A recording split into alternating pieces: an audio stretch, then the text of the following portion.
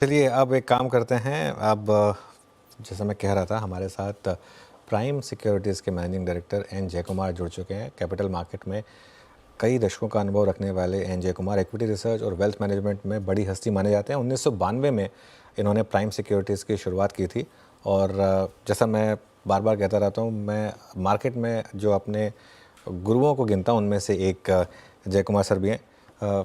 जेक्स, good morning. बहुत बहुत शुक्रिया आज हमारे साथ स्टूडियो में जुड़ने के लिए। और आपकी तबीयत थोड़ी नासाज थी, ऐसे शब्दों के लिए। अभी होपफुली आप ठीक हैं एकदम? या बिल्कुल सही है। ओके, कैसे देख रहे हैं आप इस मार्केट के मूव को, और क्या जो ये रेट कट हुआ, क्या ये एक ट्रिगर होगा मार्केट में प्रॉफिट बुकिंग का कि अब सब कुछ बेक्ड इन है, या फिर हमें इससे कुछ फ़र्क नहीं पड़ेगा, थोड़ी प्रॉफिट बुकिंग आएगी भी अगर तो वापस रैली आ जाएगी? आपका क्या व्यू रहेगा? नॉर्मली ऐसे इवेंट्स के बाद देखा गया है कि मार्केट में थोड़ी बहुत प्रॉफिट बुकिंग होती है, क्योंकि the run up has been, every dip has been bought in to.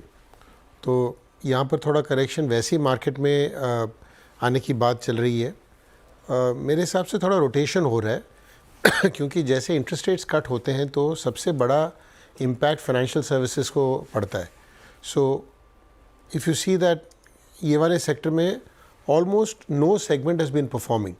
Banks have been stagnant, private sector banks have got derated, और जो ये NBFCs हैं उन वो भी, अदर देन ये जो बजाज का जो लिस्टिंग हुआ उससे पहले तो NBFCs में भी काफ़ी मतलब गिरावट ही आई है। तो मेरे हिसाब से जो इंटरेस्ट रेट कट का डायरेक्ट बेनिफिशरीज हैं, 2-3 सेक्टर्स हैं।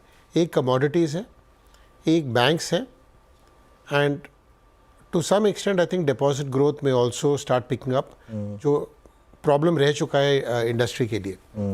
Other than that financial services में जहाँ भी लोगों ने पैसा लगाया वहाँ पर पैसा बना नहीं है, एटलीस्ट नॉट इतना नहीं बना जितना बाकी सेक्टर से बना है। सो एक सेक्टर या एक सेगमेंट है जो मैं जिस पे फोकस करना चाह रहा हूँ, which is the mutual funds, alternative assets, exchanges. So slightly under-owned, but at the same time part of the financial अभी services. भी अंडर ओन लगते हैं आपको ये इतनी बड़ी रैली के बाद? बिकॉज इनके फ्लोट्स कम हैं, तो मूवमेंट्स में आपको ऐसा लगता है कि लोगों का पार्टिसिपेशन हो गया है, whereas most people have not been convinced. तो जैसे ये जैसे आप देख लो वेल्थ मैनेजर्स हैं, जैसे ऑल्टरनेटिव एसेट मैनेजर्स हैं, म्यूचुअल फंड वाले हैं, तो ऐसे सेगमेंट्स में जहाँ कैपिटल कम लगता हो और डिस्ट्रीब्यूशन और फ्रेंचाइज के बेसिस में सर्विसेज बिकते हैं। तो मोतीलाल, लीडलवाइस, इस टाइप के स्टॉक्स मैं स्पेसिफिक स्टॉक्स पे स्पेसिफिक आप नहीं बोल सकते, मैं पूछ रहा हूँ लेकिन। तो उस रेंज में जो स्टॉक्स हैं, इन स्टॉक्स में मेरे को लगता है अभी भी काफ़ी मूवमेंट आ सकता है, क्योंकि जो फाइनेंशियल सर्विसेज का जो मूवमेंट है रिटेल सेविंग्स का, दैट इज़ कंटिन्यूइंग। जो 3% हम लोग बोलते थे 3-4 साल पहले था, आज वो बढ़ के करीबन 5% के करीब आया है। अभी भी काफ़ी हद तक हम बढ़ सकते हैं। इंटरनेशनल मार्केट से 15 से 20% होता ही है जो रिटेल सेविंग्स का प्रतिशत जो मार्केट्स में इन्वेस्ट होता है। तो this is the second. And third is जहाँ कैपेक्स रिलेटेड हो, यानी कि कमोडिटीज़ और कैपेक्स अगर आप मिलाओ कि मिल के अगर आप देखो तो दो सेगमेंट्स जहाँ पर कैपेक्स लगेगा, cost of financing has come down. और इंडिया में मेक इन इंडिया ले लो, PLI ले लो, दीज सेगमेंट्स नीड कैपेक्स। अगर प्राइवेट सेक्टर कैपेक्स बढ़ता है तो मेरे हिसाब से this particular space will be hugely benefited, क्योंकि ये जो दौर चला है कि इंटरेस्ट रेट्स की कटौती का, ये अगले 12 से 15 महीने चलेगा। तो इसमें काफ़ी जो कंपनियाँ कैपेक्स लगाना चाहेंगी, I think they could be benefited in a big way. अच्छा, ये थोड़ा सा एक कॉन्ट्रडिक्शन यहाँ पर ये आ गया, क्योंकि इनके चलने का एक बहुत बड़ा कारण रहा है कि बैंकों से डिपॉजिट निकलकर स्टॉक मार्केट में आ रहे हैं या फिर फाइनेंशियल एसेट्स में आ रहे हैं। तो लेकिन आपका ये मानना है कि अब बैंक्स भी चलेंगे, मतलब बैंक्स में भी आपको लग रहा है कि वो डिपॉजिट की वरीज जो आ रही थी वो वापस आएगी? तो थोड़ा सा कॉन्ट्रडिक्शन लग रहा है मुझे, क्योंकि जब इंटरेस्ट रेट्स घटने लगते हैं तो people try to lock into longer term deposits. तो थोड़ा बहुत कासा डिपॉजिट्स में इम्प्रूवमेंट आएगा। पहले क्या लग रहा था कि interest rates were continuously going up and people felt कि जो मार्केट से जो गेन्स हैं that will far exceed this. एक तो मार्केट्स का भी लेवल बढ़ गया है 25,500 के आसपास है, और इंटरेस्ट रेट्स घटने की जो एक दौर जो शुरू हुआ है, तो people will try and lock themselves into longer term yields. तो इसके कारण मुझे लगता है थोड़ा बहुत बैंकों को फ़ायदा होगा इसमें कि डिपॉजिट्स की जो जिसमें कटौती हो रही थी वो शायद उस स्पीड में ना हो, या फिर यहाँ पर रुक के थोड़ा बढ़ भी सकता है। ओके एक स्पेस जहाँ पर आप बहुत पॉजिटिव रहे हैं सेलेक्टिवली वो है फार्मा। बिल्कुल। और उसमें आपने काफ़ी आई थिंक डिस्क्लोजर आपने औरोबिंदो फार्मा की बात की थी एक बार, उसमें हमने बहुत शानदार मूव्स देखे थे। इस स्पेस में क्या अभी भी आपको लगता है कि वैल्यूएशन कंफर्ट या अंडर ओनरशिप या ट्रिगर्स हैं बड़ी रैली के लिए? जो मूवमेंट आया है फार्मा में, हाँ, परफॉर्मेंस पे आया है, वो परफॉर्मेंस लार्जली यूएस जेनेरिक्स का रह चुका है। इंडिया में पीएलआई वाले भी कुछ फार्मा प्लेस हैं, but the most important thing is जो टोटल फार्मा का वेट है इंडेक्स में, वो भी बहुत कम है। वो भी बहुत कम है। तो आज के दिन अगर आप देखो, कोई स्टॉक हैं सन फार्मा और डॉक्टर रेड्डीज, बस उसी से 70-80% का वेट हो जाता है। हाँ। अभी तक क्या हुआ है कि बहुत सारे फार्मा कंपनीज 1 और 2 प्रोडक्ट्स के बेसिस में चल रहे थे, लेकिन द यूएस में अगर आप देखोगे जो शॉर्टेजेस हैं वो कंटिन्यू कर रही हैं। वो शॉर्टेजेस अभी वॉर कह लो या जो भी कारण कह लो, यूरोप में वो शॉर्टेजेस आ गई हैं। तो जो शॉर्टेजेस यूएस और यूरोप में है, they are going to remain for many quarters. And वहाँ पर एक बहुत बड़ा मूव जो चला है कि पेटेंटेड प्रोडक्ट्स से लेके जेनेरिक्स प्रोडक्ट्स के लिए to bring down the cost, that move continues. And सबसे बड़ा ये रीज़न वहाँ पर ये है कि जो छोटी छोटी कंपनियाँ होती थी जेनेरिक्स में, वो सब बंद हो गई हैं because of high interest rates. तो एक रनवे सा बन गया है जिसमें Indian pharma companies for the next I would say 4 to 8 quarters will continue to make money, continue to introduce products, and ये जो PLI का थीम है जिसमें India will be dependent on itself, not dependent on China etcetera, वो theme भी continue करेगा। सो there are multiple tailwinds जो बोलते हैं फार्मा के लिए है। एंड अभी कुछ हुआ नहीं है, परफॉर्मेंस के बेसिस में बड़े हैं, वैल्यूएशन कंफर्ट है, वेटेज कंफर्ट है। ओके अभी वैल्यूएशन एक्सपेंशन अभी तक आया नहीं है जो आया शायद नहीं, आगे आ सकता बिल्कुल है। सही है। हाँ वीरो।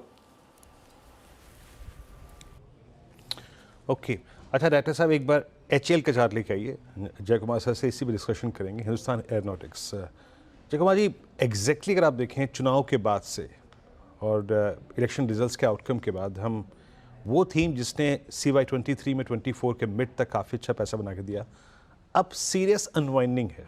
मतलब मेरे ख्याल से HAL, just putting instance HAL लगभग 1400 रुपये रिट्रेस हो चुका है, मोर देन 20-25% है। अब आपका व्यू क्या बन रहा है? क्योंकि मुझे याद अच्छी तरीके से आज से 3 महीने पहले बहुत सारे डिफेंस फंड भी लॉन्च किए गए थे। क्या यहाँ पे सीरियस अनवाइंडिंग, अभी बड़ा लिक्विडेशन लग रहा है आपको पॉसिबल? ये बात एक्चुअली पहले भी हमारी हो चुकी है, जब मैंने ये कहा था कि जब सेक्टर बेस्ड फंड्स आ जाती हैं तो ओवर ओनरशिप का एक शॉर्ट टर्म दौर बनता है जिसमें stocks tend to peak out. लेकिन ये सिर्फ HAL की कहानी नहीं है, ये पूरे PSU की कहानी है कि into the elections the highest amount of overweight was in the PSU space. आप BHEL ले लीजिए, SAIL ले लीजिए, BEL ले लीजिए, HAL ले लीजिए, most of the themes where over ownership was there, they have corrected 25 to 30% and the index has actually moved up 12-15% even after the event. तो or maybe 10% after the event. तो ऐसे सिनारियों में I think it is a classic case कि जहाँ over ownership रहा है, sector focus funds आए हैं, so short term over ownership इतना हो गया कि परफॉर्मेंस जो भी आए, स्टॉक्स चलने में प्रॉब्लम आ सकती है, और वही हुआ है अभी। तो मुझे लग रहा है PSU में अभी भी थोड़ा कंसोलिडेशन बचा है time wise, may be price wise इतना ना घटे, लेकिन टाइम वाइज अगले 6-9 महीने के लिए तो I think this will be a problem. Plus execution challenges हैं, इनके ऑर्डर बुक्स फुल है, जैसे डिफेंस स्पेस की आपने बात की थी, इनकी ऑर्डर बुक्स फुल हैं लेकिन एग्जीक्यूशन चैलेंजेस आर देयर। और all the pricing that had happened was pricing them as they would say कि वो परफेक्शन के लिए, कि मतलब सब बिल्कुल सही होगा ऐसा प्राइस करके मार्केट चल रहा था आगे। दैट प्लस ओवर ओनरशिप के कारण शॉर्ट टर्म में मुझे लग रहा है कि इसका पीक आउट हुआ है। ओके तो यहाँ पे भी पेन बाकी है सर के मुताबिक, और इमीडिएट अगर आप देखें हमें कोई शायद बाइंग का व्यू रखना नहीं चाहिए यहाँ पे। अच्छा इन तीनों ही इंस्टेंसेस पे, चाहे वो बजट हो, चाहे वो इलेक्शन आउटकम हो, हमने देखा सर कि एफएमसीजी ने हमेशा आके आई थिंक गिरावट में एक लीड ली, मतलब बाजार के डाउनसाइड को रेस्ट्रिक्ट किया है। Nifty FMCG index all time high पे, look at Tata Consumer, Nestle, Colgate, Dabur, Marico, even the worst performers like Dabur and Marico, उन्होंने इस बार परफॉर्म किया। एफएमसीजी पे आपका टेक क्या है सर, और अगर कुछ स्टॉक्स पे टिप्पणी कर पाएँ तो प्लीज़ अपनी राय रखिएगा। स्टॉक्स पे तो खैर टिप्पणी कर नहीं पाऊँगा, लेकिन जो एफएमसीजी का स्पेस है उसमें बड़ी सारी कंपनियां जो आपने बोली, इनमें ग्रोथ फिर भी कम है।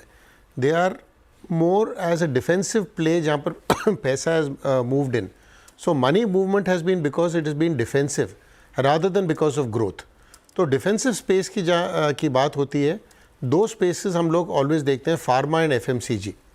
एंड आई थिंक जब भी मार्केट एक शॉर्ट टर्म टॉप की तरफ बढ़ता हुआ नज़र आता है तो पैसा इन स्पेसेस में ज़रूर मूव होता है, लेकिन एक ट्रिगर ज़रूर आया है, इंटरेस्ट रेट्स कट के कारण कंजम्पशंस बढ़ सकते हैं, जिसके कारण ये एफएमसीजी में थोड़ा फ़ायदा हो सकता है।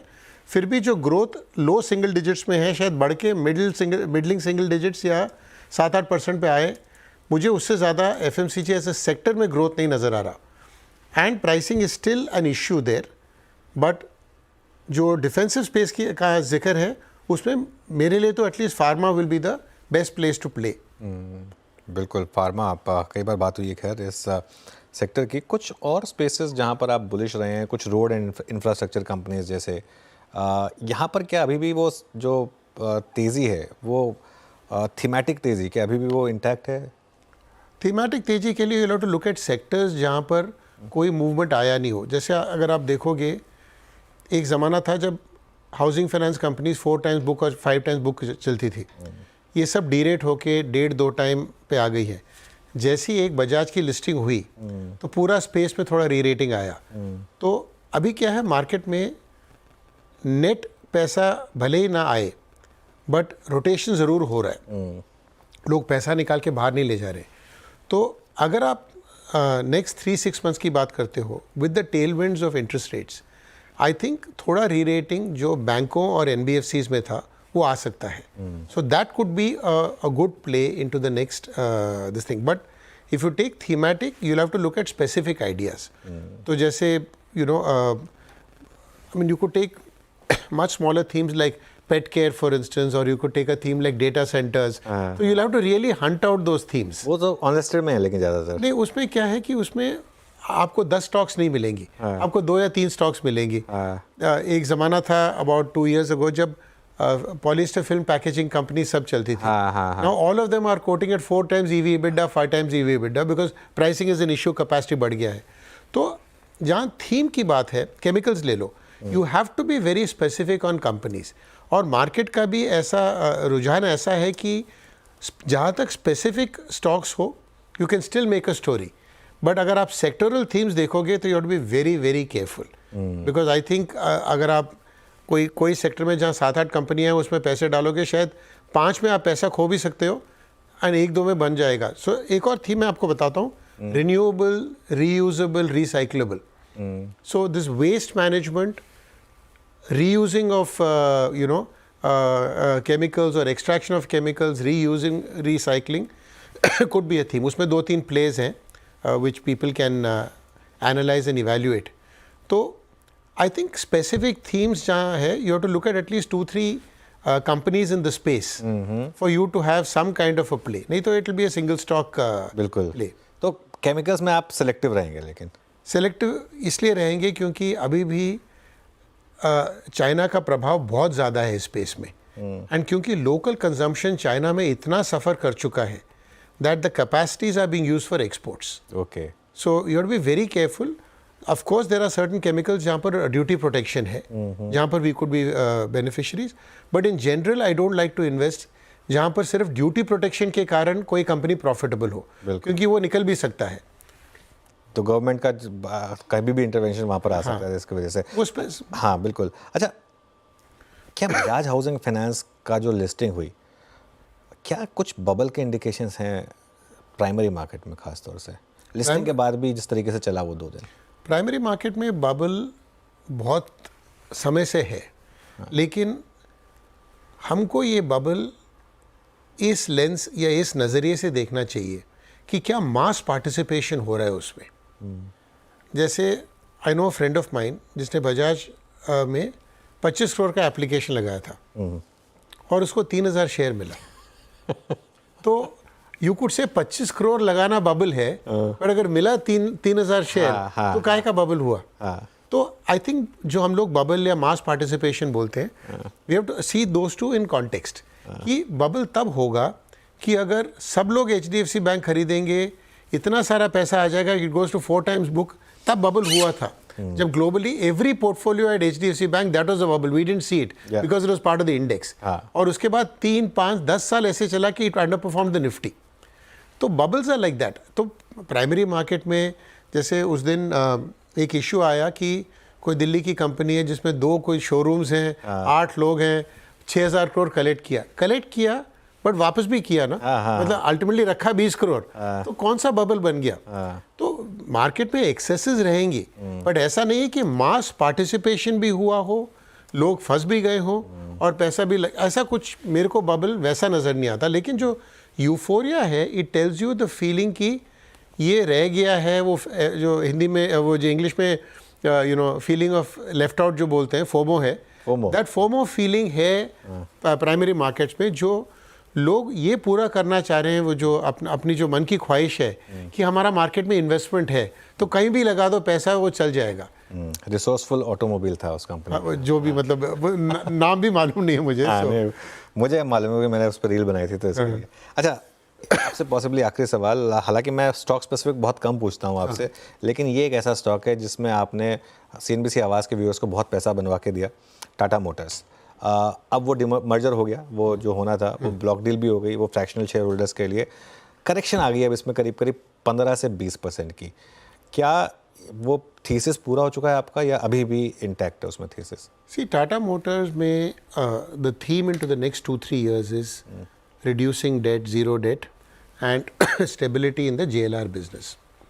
लेकिन क्योंकि JLR business is a function of China, Europe much more, वो वेरिएबल बेसिक कंपनी को पे बहुत ज़्यादा प्रभाव करता है। सो आई थिंक जब तक ये सेपरेशन नहीं होगा कि passenger business get separated, may be overseas में लिस्टिंग हो जाए, सो आई थिंक अभी टाटा मोटर्स में ओवरऑल एक इवेंट बेस्ड प्ले बनेगा कि बिकॉज एक चीज़ पक्का है कि Tata management wants to drive focus on this particular space. They are willing to take all the steps. DVR was a good positive capital market oriented step, लेकिन business oriented step एक दो बचे हैं। तो मुझे लग रहा है कि अगले 2 साल में क्या लिस्टिंग हो सकता है JLR का, सो दैट वो एक सेपरेशन बन जाए और उसका प्रभाव ओवरऑल कंपनी में ना आए, या पैसेंजर व्हीकल की जो बात उन्होंने सेपरेशन की है, अगर वो हो जाए तो इसमें वैसे ट्रिगर्स हैं। बट अदरवाइज जो रनअप हुआ है that is in line with Mahindra, line with Maruti and some of the other auto majors. चलिए जयकुमार सर, बहुत बहुत शुक्रिया आज हमारे साथ जुड़ने के लिए और बहुत बहुत शुक्रिया मुझे बुलाने के लिए, बात करने के लिए। और एक डिस्क्लेमर, कुछ स्टॉक्स पर हमने बात की है जैसे टाटा मोटर्स वगैरह, उसमें मैं अज्यूम कर रहा हूँ कि आप बिल्कुल